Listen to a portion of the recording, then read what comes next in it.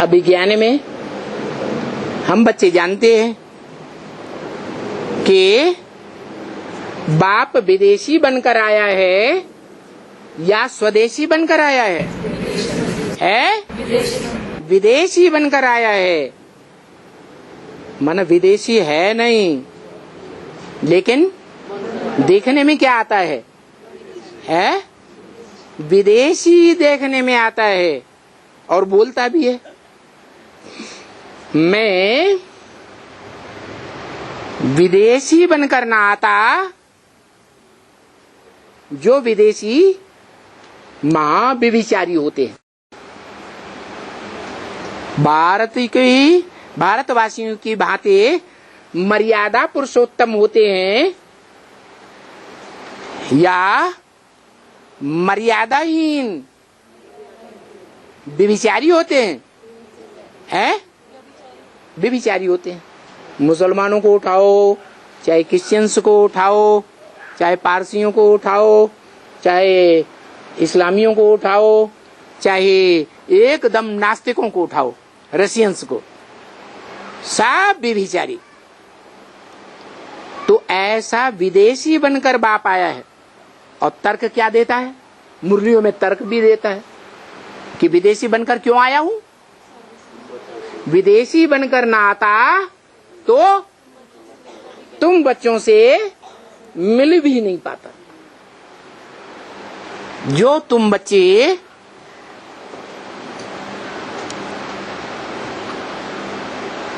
बीज हो ना,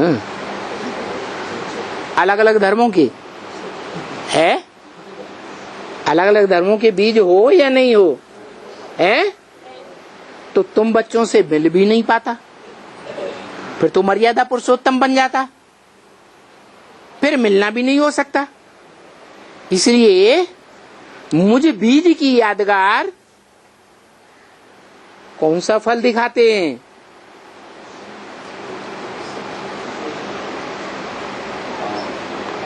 मैं विदेशी बनकर आता हूँ नहीं विदेशी। नारियल नाम क्या रखा? नारियल। रियल नहीं, रियल पार्ट नहीं बजाता है, देखने में आता है। क्या क्या देखने में आता है? विदेशी है, व्यभिचारी है। स्वदेशी मर्यादा पुरुषोत्तम राम जैसा नहीं है, एकलव्य नहीं है। ऐसा देखने में आता है, मना रियल नहीं है। जो देखने में आता है रियल पार्ट है या नारियल पार्टधारी है? नारियल पार्टधारी है। वो नारियल कोई भी शिव के मंदिर में चले जाओ, देवियों के मंदिर में चले जाओ, वो एक ही फल विशेष माना जाता है जो शिव के मंदिरों में और देवी के मंदिर में धाड़ से फोड़ा जाता है। क्या? धाड़ से फोड़ा जाता है, तब पता चलता है। क्या? अरे ये तो भिखारी बालों की यादगार नहीं है। जो नारियल में चारों ओर बाल ही बाल होते हैं, बाल भिखारों की यादगार है ना। ये भिखारी नहीं है, ये तो अंदर में एकदम सफेद है। उसके अंदर की मलाई भी सफेद और उसके अंदर का नारियल वो भी सफेद। तो देखो वो ऐसा बाप है जो कहता है कि बाप के अंदर के प्यार और बाहर के प्यार की बड़ी भारी युक्ति है। ऐसा बाप भी है और पतितों को पावन बनाने वाला भी है। जैसे पावन देवताओं को धर्म पिताओं ने संग के रंग में ला करके पहले कन्वर्ट किया ना, कन्वर्ट करके अपने देशों में ले गए। आज भी इस्लामी भारत की कन्याओं को भारत से उठा करके विदेश में ले जा रहे हैं या नहीं ले जा रहे हैं? ले जा रहे हैं। ये आदि से ही उनकी परंपरा चली आ रही है। संग के रंग से ऐसा विकारी बनाते हैं जैसे राक्षस विकारी होते हैं। राक्षस राक्षसी बनाते हैं, संग के रंग से बनाते हैं ना। कि मन बुद्धि रूपी आत्मा की याद से बनाते हैं, याद से बनाते हैं या शरीर की इंद्रियों के संग के रंग से बनाते हैं? शरीर की इंद्रियों के संग के रंग से क्या बनाते हैं? पवित्र देवताओं को अपवित्र विकारी बनाते हैं। तो बताओ, विकारी से निर्विकारी, पतित से पावन फिर कैसे बनेंगे? संग के रंग से बनेंगे। हाँ, बुद्धि योग से हम संग करेंगे। बाबा भी कहते हैं मुझे याद करो, और तो कुछ नहीं कहते। कहते हैं ना, क्या कहते हैं? मुझे याद करो। तो बुद्धि के संग के रंग से याद करेंगे ना, पावन बन जाएंगे? नहीं। अरे क्यों नहीं बन जाएंगे? तर्क क्या है? कारण क्या है? रसगुल्ला खाया होगा तो याद आएगा, या खाया ही नहीं होगा तो याद आएगा? है, खाया होगा तो याद आएगा। ये इंद्रियां हैं भोगने वाली, खाने वाली। कोई ने सतयुग त्रेता में आंखों का सुख भोगा है, कोई ने ज्ञानेंद्रियों का सुख भोगा है ज्यादा, और कोई आत्माओं ने द्वैतवादी द्वापर युग से कलयुग के अंत तक कर्मेंद्रियों का सुख भोगा है। भोगा है या नहीं भोगा है? हैं? उस एक का नहीं भोगा। जिन्होंने भोगा है उनको अंतिम जन्म में ऑटोमेटिक वो याद आएगा या नहीं आएगा? ऑटोमेटिक उनको याद आएगा। जिन्होंने नहीं भोगा है उनको याद नहीं आएगा। तो ये हिसाब है प्रैक्टिकल में इंद्रियों के संग के रंग का। जिन्होंने प्रैक्टिकल शरीर की इंद्रियों के संग के रंग से एक का संग लिया है, उनको वो संग युग में ऐसा टाइम जरूर याद आता है, ऐसा टाइम बन जाता है कि उनको बहुत याद आता है।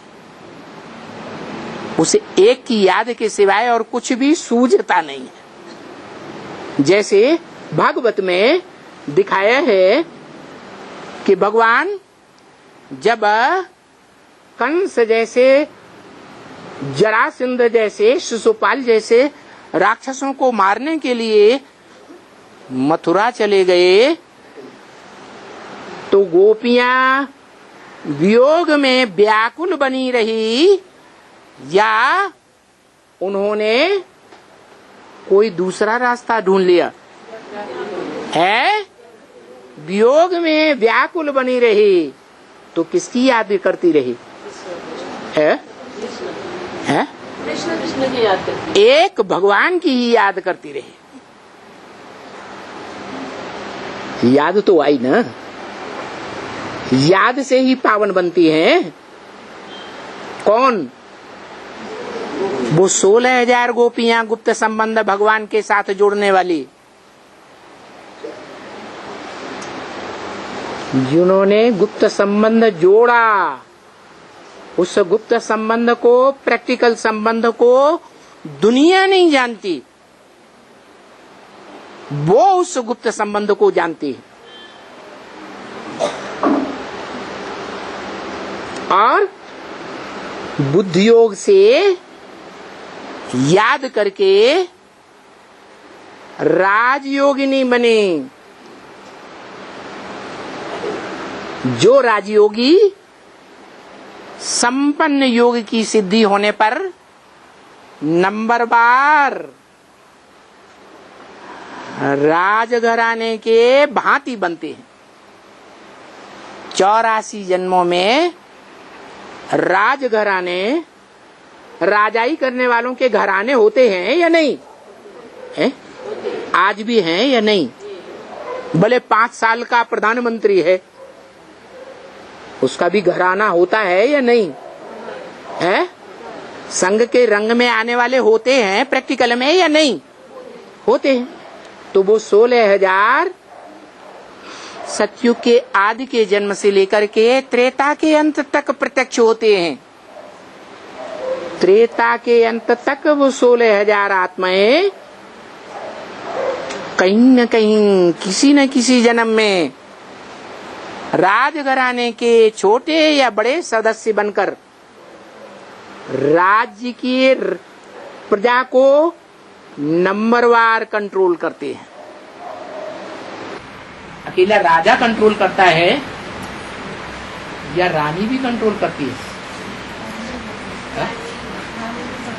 अकेला राजा रानी ही कंट्रोल करते हैं कि जो राज परिवार की राजमाता होती है उसका भी कंट्रोल चलता है? जो राज्य के अधिकारी होते हैं छोटे बड़े, उनका भी कंट्रोल चलता है या नहीं चलता है? चलता है। जैसे प्रधानमंत्री का, आज के प्रधानमंत्री का ड्राइवर हो और उससे साधारण प्रजा के किसी व्यक्ति का मेल मिलाप हो जाए, तो उसे आशा लग जाएगी ना कि मेरा ये काम जरूर करा देगा। तो उसकी भी राजाई है या नहीं है? ऐसे ही तो 16,000 आत्माएं हैं जो राजयोग सीखती हैं संगम युग में भगवान बाप से, प्रैक्टिकल में सीखती हैं। वो राजयोगी आत्माएं जन्म जन्मांतर राजघराने में कहीं न कहीं जन्म लेकर के प्रिंसेस बने, राजा रानी बने या उनके संबंधी बने, परिवार की भांति बने, वो बनते जरूर तो कई जन्मों में बनते हैं और कोई विशेष जन्मों में बनते हैं। तो उनको राजयोग के द्वारा राजाई का वर्षा मिला या नहीं मिला है? मिला। तो वो बाप भी वर्षा देने वाला, राजाई का वर्षा देने वाला बाप भी है, पतित पावन भी है। उन गोप गोपियों से गुप्त संबंध जोड़ने वाला, पतितों को पावन बनाने वाला क्या है? बाप भी है। कोई माताएं रोना रोती हैं, बाबा हम जब बुढ़ी हो गई तब आप क्यों आए? तो बाप कहते हैं तुम तो माता हो, जगत माता हो, क्योंकि जगत पिता तुम्हारा बच्चा बन करके आया है। माताओं के लिए शिव बाबा का कौन सा सबसे बड़ा तो बड़ा संबंध है? बच्चे का संबंध है। और माताओं को अपने जीवन में सबसे जास्ती किसकी याद आती है? बच्चे की याद आती है। तो माता का संबंध अच्छा नहीं है क्या? है बहुत अच्छा है। कोई कहे माता का संबंध तो अच्छा है, लेकिन बाप ने ये भी तो बताया है कि एक संबंध है जो बहुत घनिष्ठ और गहरा है, पति पत्नी का संबंध, साजन सजनी का संबंध। वो तो माताओं को नहीं मिलेगा। अरे माताएं जो इस जीवन में किसी का साथ लेकर के माता बन गई, तो एक के संग के रंग के और एक की याद के संस्कार स्वभाव बनना चाहिए, या कोई दूसरा भी टांग अड़ा दे उसकी भी याद आने लगे तो व्यभिचारी स्वभाव संस्कार स्मृति का संस्कार पड़ा या अव्यभिचारी बना? है व्यभिचारी बन गया। तो इसलिए बाप कहते हैं पहले माताओं को बाप के साथ कौन सा संबंध पक्का करना है? शिव बाबा हमारा बच्चा, बच्चा भी नहीं, छोटा मध्यम नहीं, जिस बच्चे से माताओं को बहुत आस होती है, वो कौन सा बच्चा? बड़ा बच्चा है। और बच्चे महामृत्यु के समय विनाश काल में मेरा साथ दें या न दें, धोखा दे जाएं, भले सारी प्रॉपर्टी माताएं बच्चों को अर्पण कर देती हैं, तो भी देखने में क्या आता है? वो बच्चे माता को घर से बाहर निकाल देते, उसके स्वभाव संस्कार को समाये नहीं पाते। और ये शिव बाबा कैसा बच्चा है माताओं के लिए?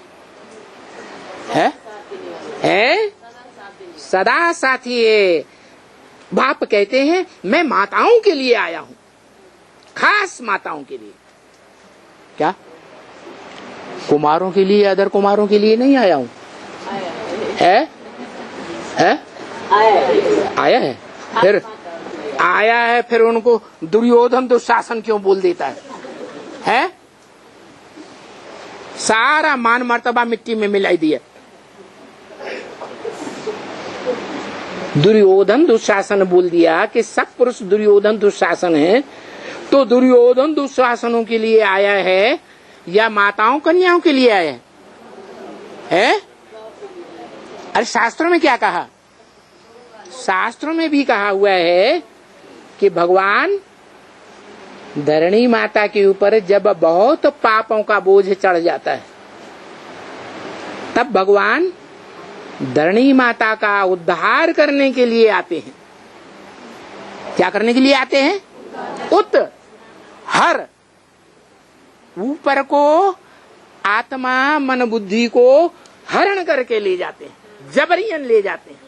तुम जाना चाहो या न जाना चाहो, तो भी तुम्हारी आत्मा को उद्धार करके ले जाऊंगा। तो अच्छी बात है या खराब बात है? अच्छी बात है। और दुनिया ने क्या किया माताओं के साथ? अरे दुनिया ने क्या किया? अबला बना दिया। माताओं का जो सब मनुष्य सृष्टि में पहला बच्चा कृष्ण है, वो कृष्ण बच्चा इस आखिरी जन्म में दादा लेखराज ब्रह्मा बन करके माता का जो अव्वल नंबर माता गीता माता है उसका पति बनकर बैठता है या बच्चा बन के बैठता है? अपन को क्या समझता है? मैं गीता पति भगवान हूं। तो दुनिया में जितने भी बच्चे हैं वो सब बच्चे माताओं को अपनी दास दासी समझकर बैठे हुए। खुदा न खास्ता बाप चला जाए तो बच्चे माँ को क्या बना देते हैं? दास दासी बना देते हैं। इस बात को वो माताएं ज्यादा समझती होंगी जिनके बच्चे ज्ञान में नहीं चल रहे हैं क्या, और माताओं की कोई बात नहीं मानते। माताएं मना करें शादी बर्बादी है, नहीं करना है, तो नहीं मानेंगे, शादी करेंगे। माताएं कहें अब विनाश होने वाला है, बच्चे पैदा करने से कोई फायदा नहीं, बच्चे भी पैदा करेंगे। फिर जब बच्चे पैदा करेंगे तो दास दासी नहीं रखेंगे। जो विदेशों में चले जाते हैं बच्चे, वो दास दासी रखते हैं, कोई पे विश्वास नहीं, तो माता को ही बुलाते हैं, पीछे पड़ जाते हैं, आओ हमारे बच्चों की टट्टी पेशाब साफ करो, दास दासी बन करके रहो। बनाते हैं या नहीं? तो देखो इस मनुष्य सृष्टि का पहला पत्ता कृष्ण ही ऐसा ये हाल कर देता है माताओं का। खास शूटिंग पीरियड में माताएं क्या बन जाती हैं? क्या बन जाती हैं? अबला बन जाती है, बलहीन बन जाते हैं। वो माताएं जिनको सन्यासियों ने भी ठुकराया, क्या कर दिया? ठोकर मार दी। वो अबलाएं अभी बाप कहते हैं मैं आता हूं तो जिन भारत की कन्याओं माताओं को गुरु लोग, सन्यासी लोग और सन्यासी के प्रभाव में आने वाले बड़े बड़े राजाएं, क्या वो राजाएं भी सन्यासी बनकर के जंगल में चले गए। उन माताओं की परवाह नहीं की बीवी बाल बच्चों की। वो माताएं अब निकलेंगी, वो कन्याएं अब निकलेंगी जो उन राजाओं की परवाह नहीं करेंगी। ऐसा अब उल्टा खेल होने वाला है। उल्टा होने वाला है कि सुल्टा? सुल्टा खेल होने वाला है। अब माताएं ही जगत गुरु बनेंगी। क्या बनेंगी? माताएं जगत गुरु बनेगी। माताओं में जो मुख्य माताएं हैं, जो देवियों के रूप में पूजी जाती हैं, अव्वल नंबर की देवी लक्ष्मी माता, सच्ची गीता माता, और लास्ट नंबर की माता 9 देवियों में महाकाली जगदम्बा जो कही जाती है, वो दोनों ही माताएं क्या पद पाने वाली हैं? वो दोनों ही माताएं स्वर्ग के गेट खोलने वाली माताओं में अव्वल नंबर का दर्जा लेने वाली हैं।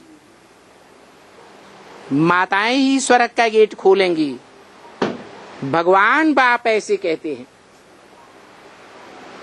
सन्यासियों ने, गुरुओं ने क्या कहा? नारी नरक का द्वार है।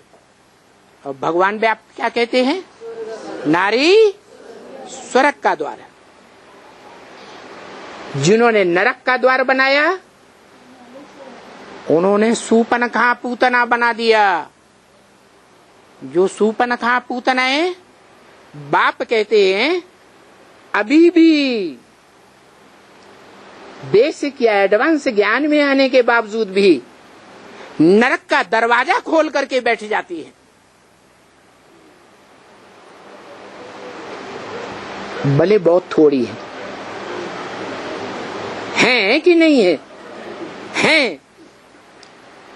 जो कहा जाता है एक मछली सारे तालाब को गंदा कर देती है। जो बाप ने बोला, शिव बाप आत्माओं के बाप ने, कि एक मछली सारे तालाब को गंदा करती है,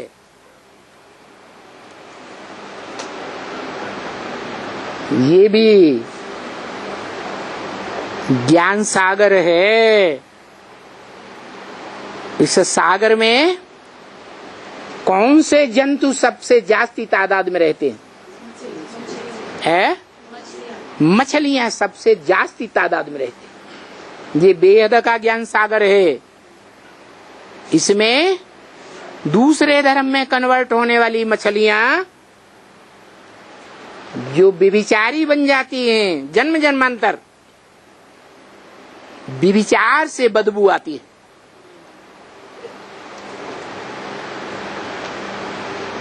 वो मछलियां अपने पिछले जन्मों की आदत से मजबूर हैं। ज्ञान मिलता है पवित्र रहने का, फिर भी बरबस अपवित्र बनती है। अपनी मन बुद्धि को रोक नहीं पाती और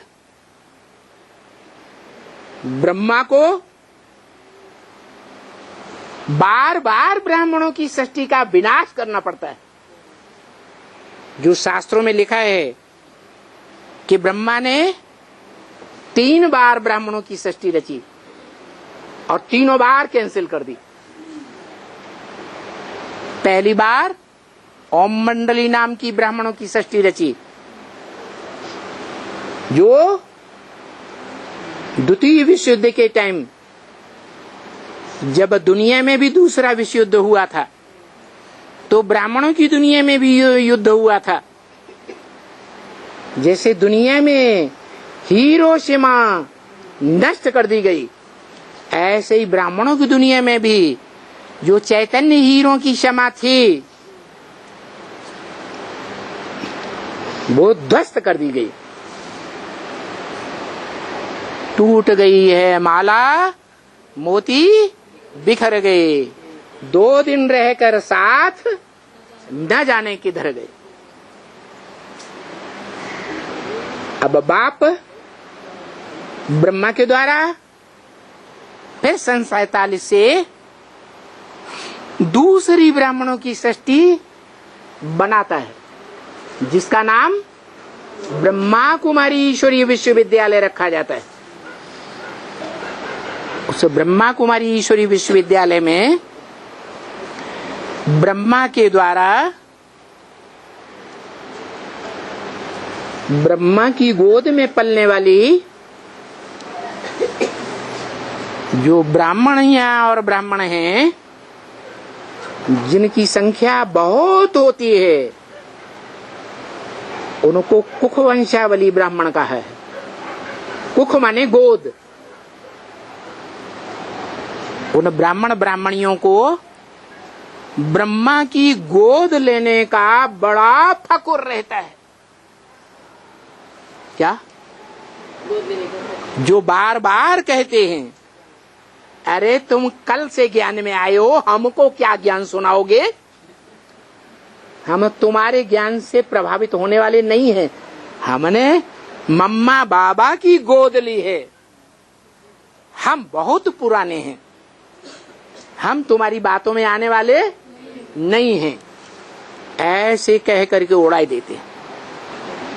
उनको पता ही नहीं है कि ये दूसरी बार जो ब्राह्मणों की सृष्टि रची जाती है, उससे भी शिव बाप और शिव बाप जिस मुकर्रर रथ को लेते हैं, वो मनुष्य सृष्टि का बाप जो परम ब्रह्म के रूप में गाया हुआ है, वो प्रसन्न नहीं होता है।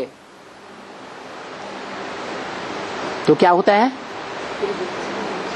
69 में 18 जनवरी को दादा लेखराज ब्रह्मा और उनसे भी पहले ब्राह्मणों की मां जगदम्बा ओम राधे सरस्वती का शरीर छूटने पर उस दूसरी बार रची गई ब्राह्मणों की सृष्टि का विघटन शुरू हो जाता है।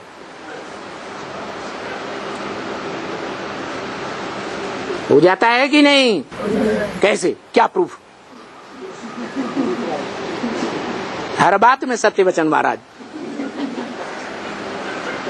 कोई प्रूफ होना चाहिए कि नहीं है? इंचार्ज में डिवाइड हो रही है। अरे ढेर सारे प्रूफ हैं।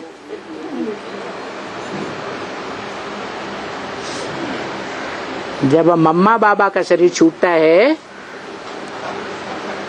तो जो निमित्त मात्र चंद्रवंश की स्थापना करने वाले मुखिया थे वो चले गए,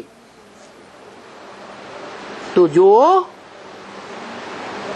देहधारी गुरु बनकर के मम्मा बाबा की गद्दी पर बैठते हैं वो अपनी मनमानी करने लग पड़ते हैं। क्या? ब्रह्मा के मुख से निकली हुई ईश्वरीय वाणी को फॉलो नहीं करते। जैसे कोई भी धर्म संप्रदाय में देख लो, धर्म पिता जब तक जीवित रहता है तब तक उस धर्म का उत्थान होता है। धर्म पिता के शरीर छोड़ने के बाद उनके फॉलोअर्स उस धर्म का मटिया मेट करना शुरू कर देते हैं, पतन में ले जाते हैं। बात सच्ची है या झूठी है? सच्ची है, सच्ची बात है। तो यही बात है, ब्राह्मणों की संगमी दुनिया में शूटिंग होती है। ब्रह्मा दादा लेखराज और ओम राधे मम्मा का शरीर छूटने के बाद ब्राह्मणों की दुनिया में 20 ऐसे लक्षण देखने में आते हैं जो सीढ़ी के चित्र में दिखाए गए हैं। वो सारे लक्षण देखने में आते हैं जो ब्राह्मणों की दुनिया में लागू होते हैं। ब्राह्मणों की दुनिया का विघटन होता है। रावण राज्य की जंजीरें दिखाई देने लगती है। उनमें से एक बताया भाई ने, क्या बताया? अपना अपना जोनल इंचार्ज बनकर के उसी वर्ष में 69 में ही बैठ जाते। पहले एक माउंट आबू से ही मम्मा बाबा के द्वारा सारे भारत के सेंटर्स का संचालन होता था। उनके शरीर छोड़ने के बाद तुरंत बड़े बड़े जो देहधारी धर्मगुरु थे वो आपस में लड़ पड़े और अपना अपना जोन अलग कर लिया। जैसे द्वापर युग के आदि में जब इब्राहिम बुद्ध क्राइस्ट आते हैं तो वो अपना अपना धर्मखंड अलग स्थापन कर लेते हैं और विदेशों में सबसे पहले यूरोपीय धर्मखंड है जहां के जर्मनी के विद्वान भारत के शास्त्रों का अध्ययन करते हैं, मैक्स मूलर वगैरह वगैरह, और यहाँ का सारा शास्त्रीय भंडार अपने देशों में खींच के ले जाते हैं और इतना मंथन करते हैं कि अपन को बड़ा भारी विद्वान समझने लगते हैं। मनमत के आधार पर वही जर्मनी जो क्रिश्चियंस में 2 भागों में बट गई थी, एक नास्तिक क्रिश्चियंस रसिया के, जर्मनी का कुछ हिस्सा रसिया के अधिकार में भी था और आधा हिस्सा यूरोपीय क्रिश्चियंस के अधिकार में भी था। और उन नास्तिक क्रिश्चियंस ने जो शास्त्रों में पढ़ाई पढ़ी गई कि प्राचीन काल में आग्नेय अस्त्र तैयार किए जाते थे, यादवों के पेट से मिसाइल रूपी मूसल निकले थे और उनसे यादवों के सारे कुल का विनाश हुआ।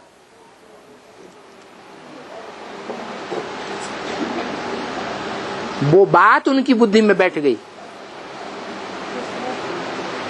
और उन्होंने एटॉमिक एनर्जी का निर्माण कर लिया। तो देखो, सारा ज्ञान तो सीखा,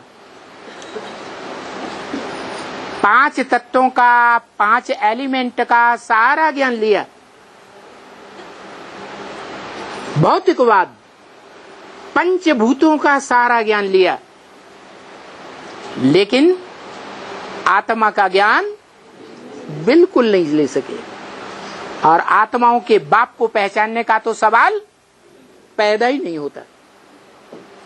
तो कैसा पतन के गर्त में जाते हैं। तो सबसे पहले बनाने वाले तो है एटॉमिक बम बनाने सबसे पहले तो नास्तिक ही होगी।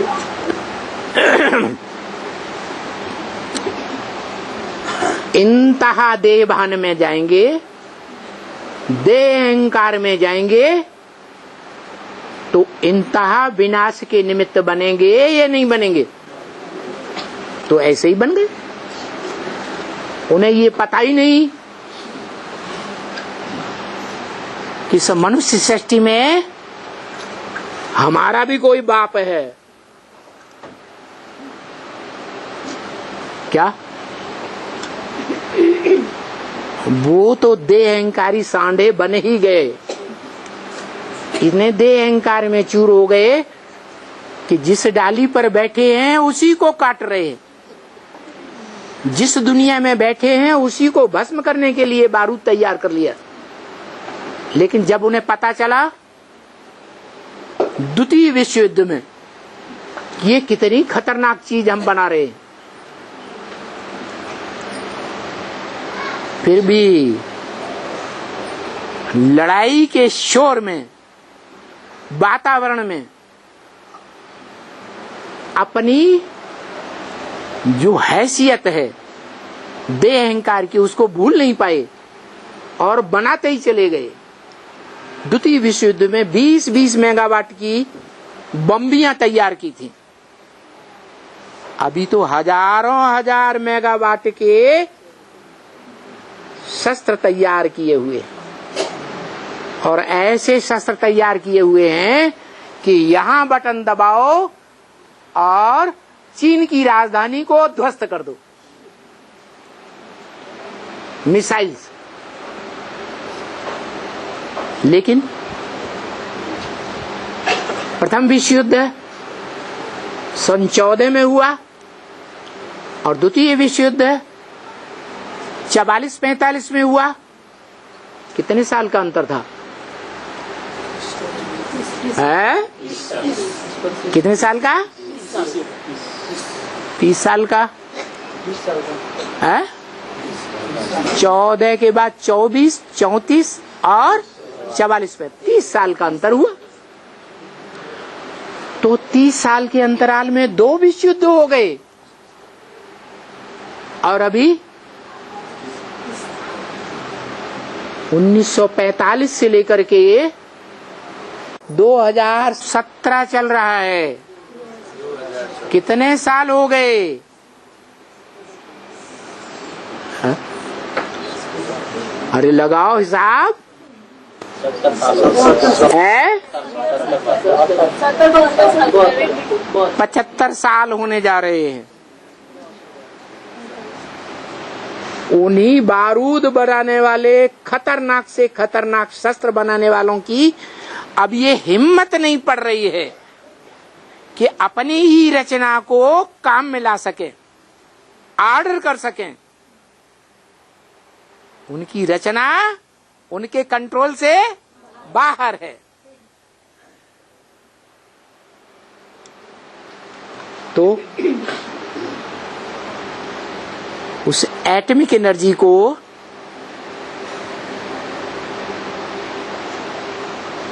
काम में लाने के लिए कौन प्रयास करेगा?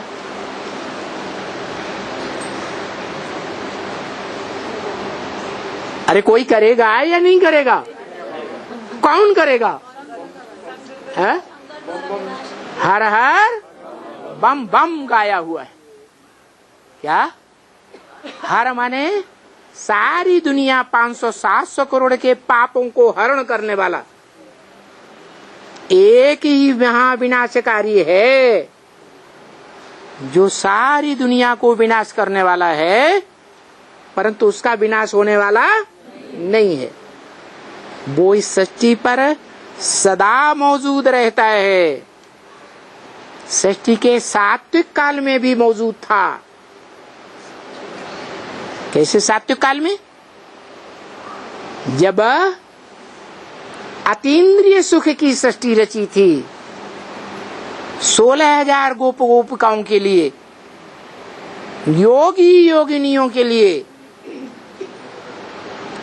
ऐसा सात्विक स्टेज वाला, ऐसा योगी दुनिया का बड़े से बड़ा महायोगी, जिस योगी को ब्रह्मा की बड़े से बड़ी औलाद ज्ञानेश्वर और योगेश्वर के रूप में आज भी याद किया जा रहा है।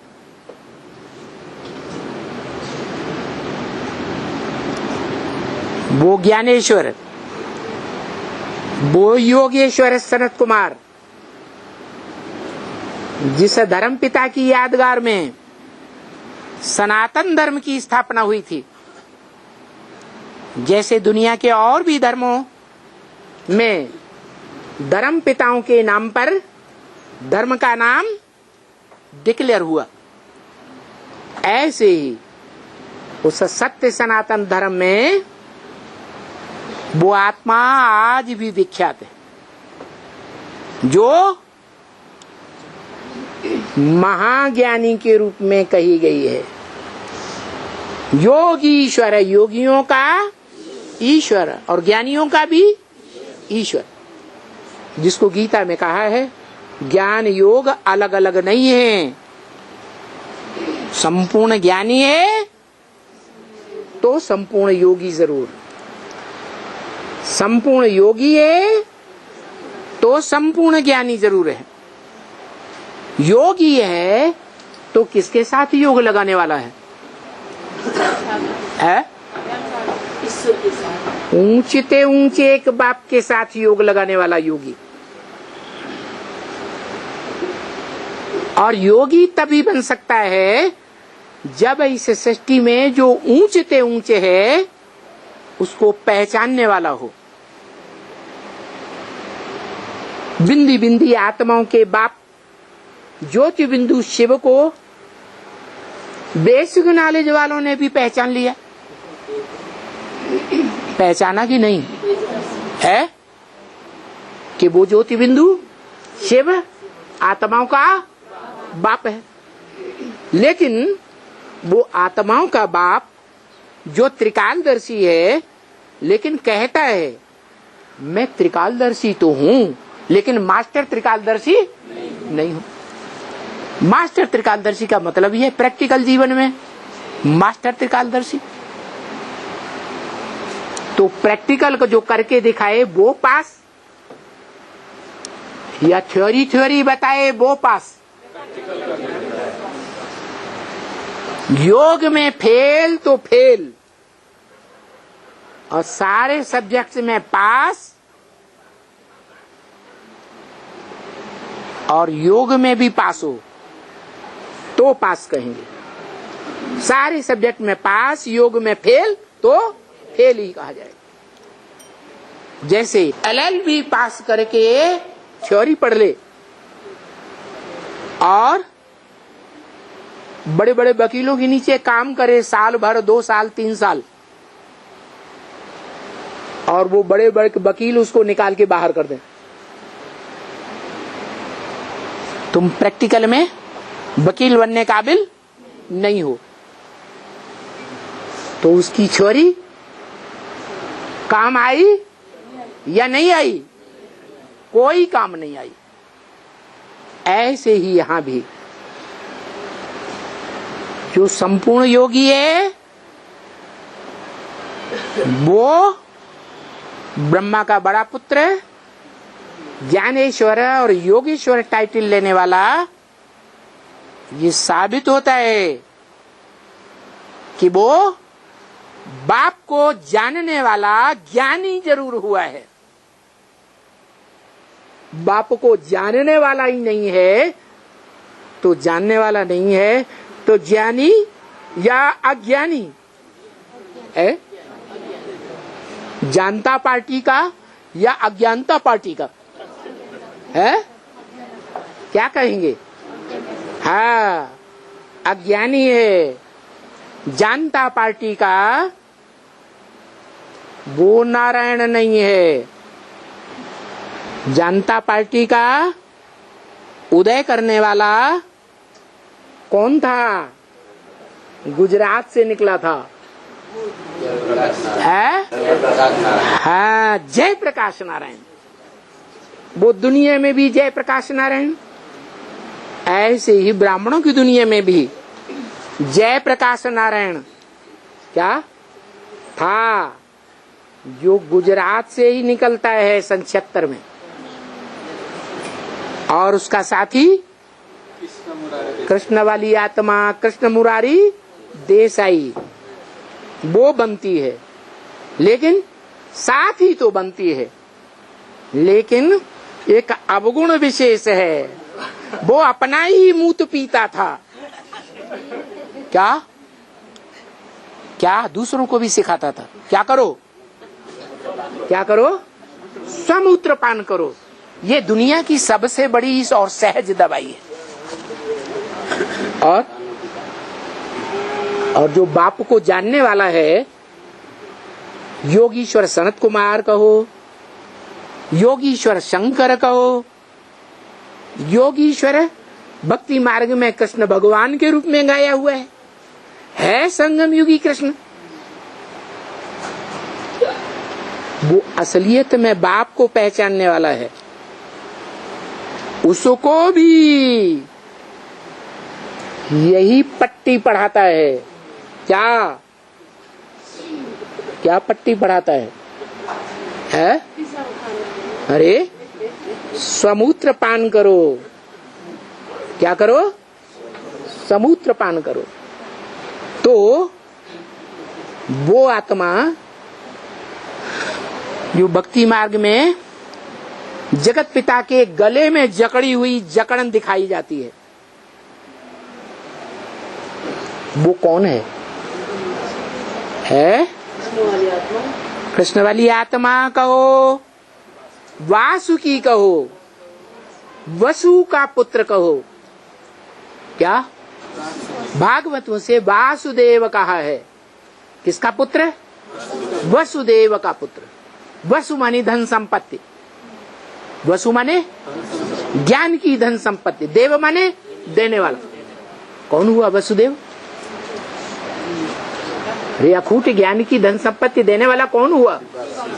शिव बाप है, शिव बाबा। अच्छा, उसने किसी से नहीं लिया है? तो ये तो बात खराब है। लिया और से और कहे हम देने वाले हैं, तो खुद ही बाप बन के बैठ गए।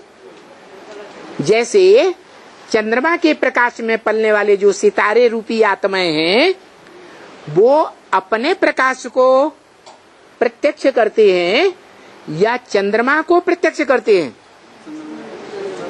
क्या करते हैं? अपने प्रकाश को ज्यादा प्रत्यक्ष करते हैं और चंद्रमा के प्रकाश को फीका कर देते हैं। और दिन में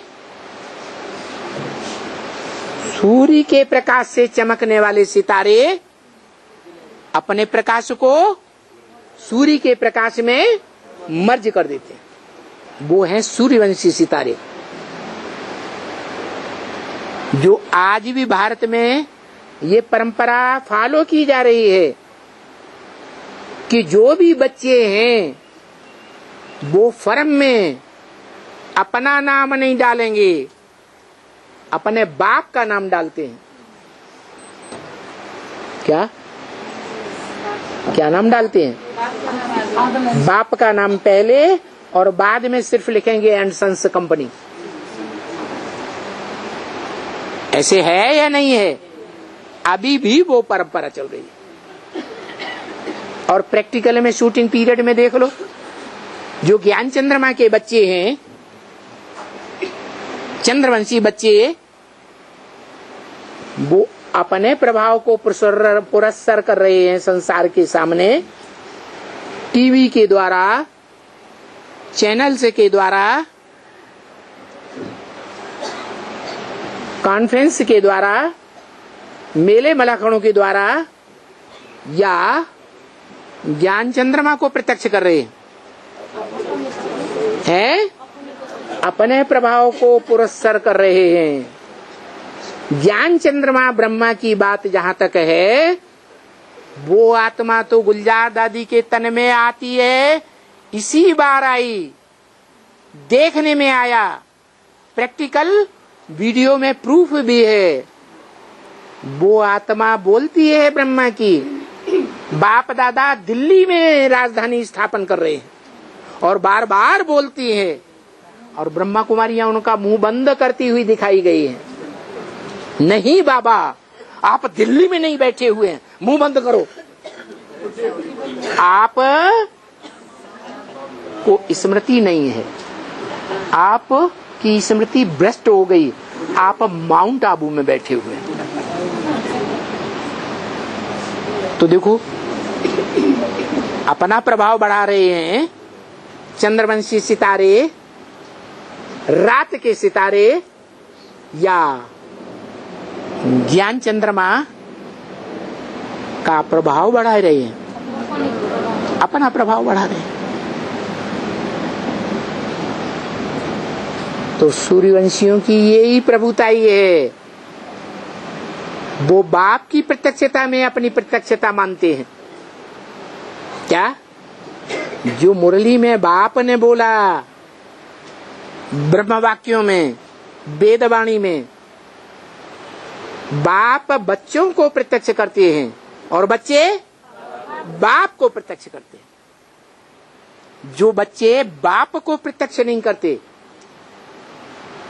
वो सूर्यवंशी बच्चे नहीं हो सकते। चंद्रवंशी हो सकते हैं, इस्लाम वंशी हो सकते हैं, बौद्धी वंशी हो सकते हैं, क्रिश्चियन वंशी हो सकते हैं, कोई भी वंश के हो सकते हैं, लेकिन सूर्यवंशी नहीं हो सकते। तो बताया कि वो ही सूर्यवंशी जो ज्ञान सूर्य का बच्चा है, जिसको ज्ञान सूर्य आकर के अपना बड़ा बच्चा समझ के सारा अखूट ज्ञान का भंडार देते हैं, और वो प्रैक्टिकल जीवन में धारण भी करता है। कैसे धारण करता है?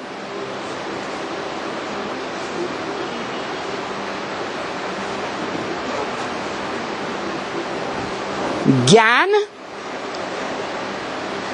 जितना सुनेंगे सुनाएंगे तो अपना बनेगा, या सुनने सुनाने के साथ समझेंगे और समझाएंगे तो अपना बनेगा? समझेंगे और समझाएंगे, विस्तार से समझेंगे, व्याख्या सहित समझेंगे और दूसरों को समझाएंगे। तो जो बच्चे, और उन बच्चों में जो अव्वल नंबर बच्चा ज्ञान सूर्य के ज्ञान प्रकाश को धारण करता है प्रैक्टिकल जीवन में, शरीर की कर्म इंद्रियों के साथ, वो ही बच्चा विश्व का बादशाह बन सकता है, क्योंकि वो अपने स्वरूप को पहचानता है। और अपने बाप को पहचानता है। वो योगी क्या, जिसने अपने योगी राज बाप को नहीं जाना। किससे योग लगाएगा? शिव को योगी राज कहेंगे, योगी कहेंगे, क्यों नहीं कहेंगे? शिव बाप योगी क्यों नहीं है? हैं? अरे वो किससे योग लगाता है? वो अगर योग लगाता है तो जिससे योग लगाता है वो ऊंचा हो गया। सबसे ऊंचे वाले से भी योग। उससे ऊंचा तो कोई है ही नहीं। तो जो योग लगाने वाला है प्रैक्टिकल जीवन में इस दुनिया में, वो योगी है। और संपन्न योगी बनता है तो मनुष्य सृष्टि का बाप कहा जाता है। सारी मनुष्य सृष्टि को जीवन मुक्ति का वर्षा देने वाला कहा जाता है। सारी मनुष्य सृष्टि में हर धर्म की आत्मा को, हर धर्म के धर्म पिता को राजाई का वर्षा देने वाला भी है। शिव बाप अपने सूर्यवंशी बच्चों को राजाई का वर्षा देता है कि इस्लामी, बौद्धिक, क्रिश्चियन धर्मी बच्चों को राजाई का वर्षा देता है? नहीं देता है। अपने वंश के जो सूर्यवंशी कहे जाते हैं उनको वर्षा देता है। और जो प्रजापिता है वो सर्वधर्मवंशियों का बाप है, सब मनुष्य मात्र का बाप है। इसलिए वो संगम युग में जब पूरी राजधानी स्थापन होती है, ऐसी सशक्त राजधानी स्थापन होती है कि दुनिया में जितने भी धर्म हैं, जितने भी धर्म के नेताएं हैं, बड़े बड़े पोप जैसे, क्या हाँ, इस्लाम धर्म में कोई है अभी जो सारे आतंकवादियों को चला रहा है? कोई है या नहीं है? क्या नाम है? सुना है कि वही है जिसके आर्डर पर वो आतंकवादी जान की बाजी भी लगा देते हैं। क्या अपने जान की भी परवाह नहीं करते? ऐसे ऐसे मिलिट्री मैन है। हाँ हाँ, तो उन धर्म पिताओं को भी, जो धर्म पिताएं धर्म की स्थापना तो कर लेते हैं अधूरे सधूरे धर्म की, लेकिन राज्य की स्थापना नहीं कर पाते। उन धर्म पिताओं के स्थापन किए हुए धर्म के संगठन में ये सूर्यवंशी आत्माएं और उनका बाप उनको सहयोग देती है। इस्लाम धर्मवंशियों का ये राजाई स्थापन करने का, क्योंकि चंद्रवंशियों का बड़ा बच्चा इस्लाम ही है। क्या कहा? सूर्यवंशियों का बड़ा बच्चा चंद्रवंशी है, चंद्रवंशियों का बड़ा बच्चा इस्लामी है। इसलिए बताया विनाश होगा तो इस्लामी पहले मरेंगे। कौन मरेंगे? इस्लामी पहले मरेंगे। और धर्म वाले उनके लिए नहीं बोला। हाँ, मुसलमान तुम्हारे साथ मरेंगे। क्या? मुसलमान तुम्हारे साथ मर। और देखने में भी आता है हिंदुस्तान में जहां जहां हिंदू हैं वहां मुसलमान घुसे पड़े हैं या नहीं घुसे पड़े हैं? है? हाँ, नेपाल में भी है बाबा। है? नेपाल में भी है। क्या? नेपाल में भी है। हाँ जी, तो जब कभी भी पाकिस्तान की हिंदुस्तान की लड़ाई होगी, आखिरी लड़ाई, तो उस समय ये मुसलमान जो मुरली में बताया कि तुम्हारे बड़े दुश्मन हैं, हम जानते हैं क्या कि इस्लामी बौद्धी क्रिश्चियन या उनके धर्म पिताएं हमारे दुश्मन नहीं है। गीता भगवान का शास्त्र तो बताती है काम क्रोध लोभ मोह अहंकार तुम्हारे बड़े शत्रु है। तो हमें पता है क्या क्या कि मुसलमानों का जो लोभ है वो हमारा बड़ा शत्रु है। क्या बड़ा शत्रु है? लोभ। कौन सा लोभ है?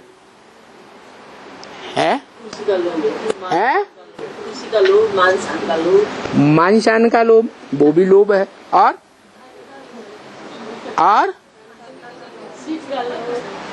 खाने पीने का लोभ, ये पेट के धंधे का लोभ। क्या ये जो धंधा है ना देह का, ये किस लिए करते हैं?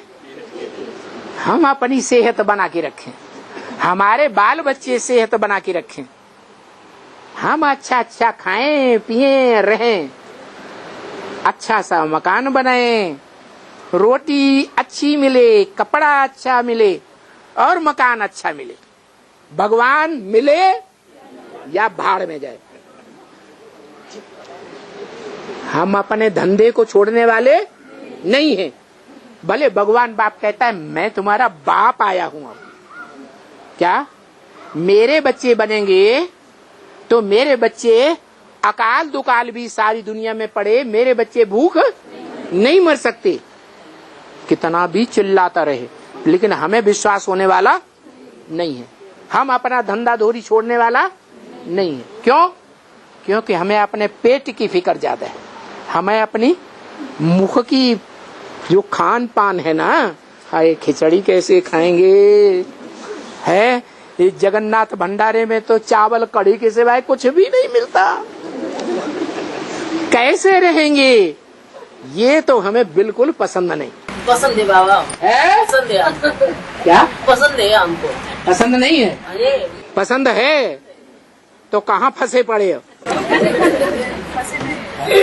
फंसी नहीं है, खिचड़ी बहुत पसंद है। खिचड़ी तो पसंद है, लेकिन फंसे कहाँ पड़े? नहीं, कहीं फंसे नहीं। तो फिर आ जाओ। हैं? किसी ने मना किया?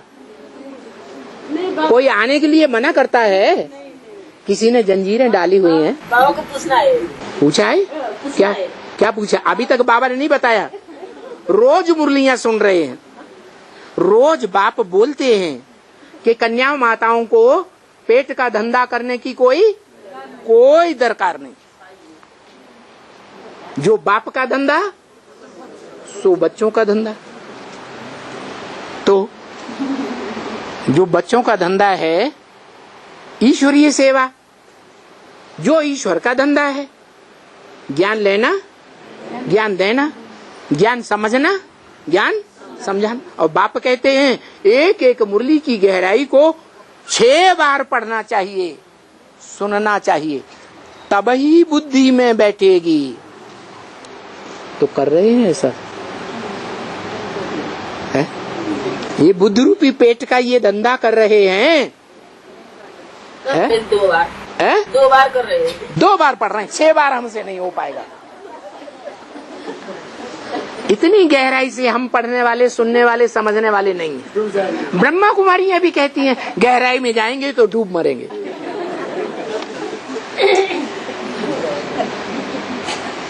तो बाप का धंधा हमसे नहीं पकड़ा जाएगा।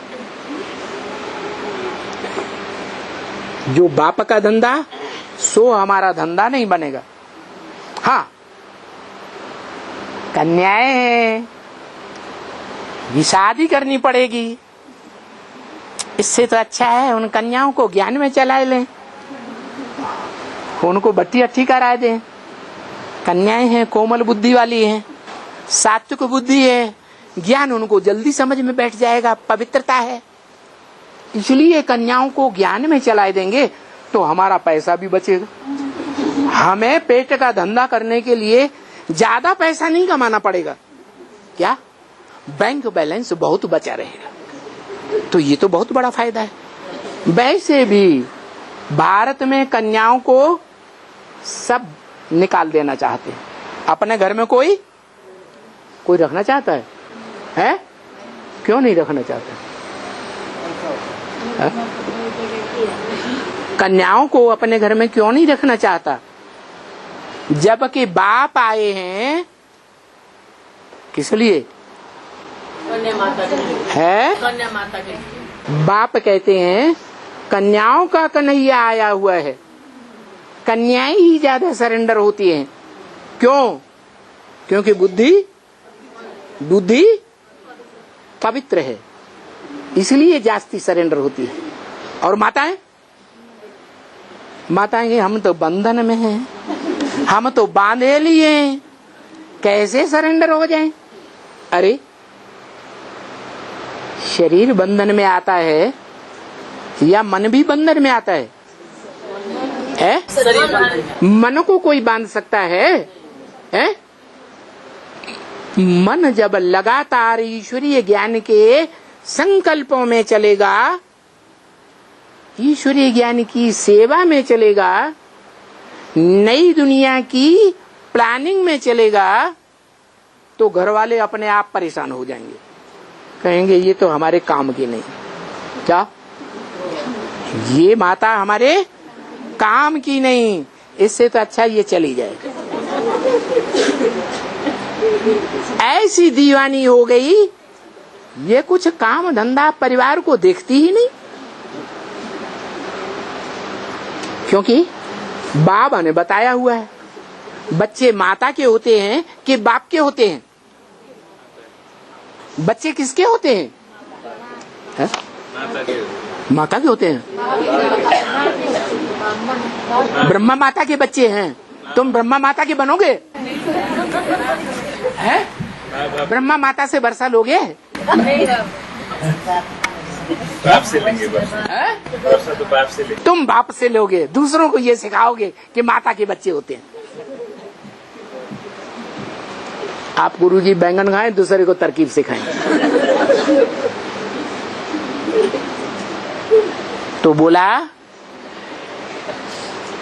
बाप के बच्चे होते हैं, लेकिन माताएं क्या समझ के बैठती हैं?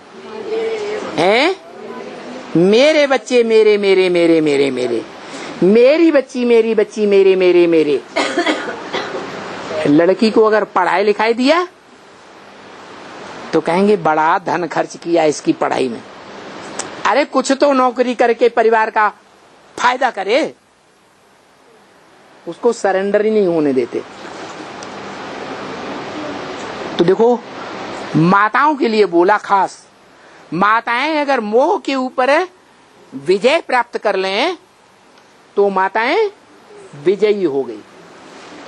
सिर्फ एक विकार को जीत ले, क्या? मेरे बच्चे नहीं, किसके बच्चे? बाप के बच्चे हैं। लेकिन देखने में क्या आता है? क्या देखने में आता है? अरे हमारा फर्ज है, जो रचना रची है उसकी पालना तो करनी है ना। हम सरेंडर नहीं हो सकते। अरे रचने के लिए पहल माताएं कन्याएं करती हैं या पुरुष करते हैं? पुरुष पहल करते हैं, माताएं कन्याएं पहल नहीं करती हैं। तो जो पहल करते हैं उसके बच्चे या माताओं के बच्चे हैं? जो पहल करता है उसके बच्चे। माताएं कभी नहीं समझना चाहिए मेरे बच्चे, मेरा घर, मेरा मकान, मेरे कपड़े, मेरी वस्तुएं नहीं। मेरा तो एक शिव बाबा, दूसरा न कोई। लेकिन बोल दिया शिव बाबा ने, बड़ी भारी मुसीबत बोल दी। क्या क्या बोल दिया? क्या कि स्वर्ग का गेट खोलने वाली माताएं स्वर्ग का गेट खोल करके बैठती हैं, पवित्रता का गेट खोलती हैं, और सूपनखाएं पूतनाएं बार बार पुरुषों के सामने नरक का गेट खोल के बैठ जाती हैं। भाव से, भाव से। माया मुख से मत नहीं देती है। क्या बोला मुरली में? माया मुख से मत नहीं देती है। क्या करती है? एक्ट ऐसी करती है।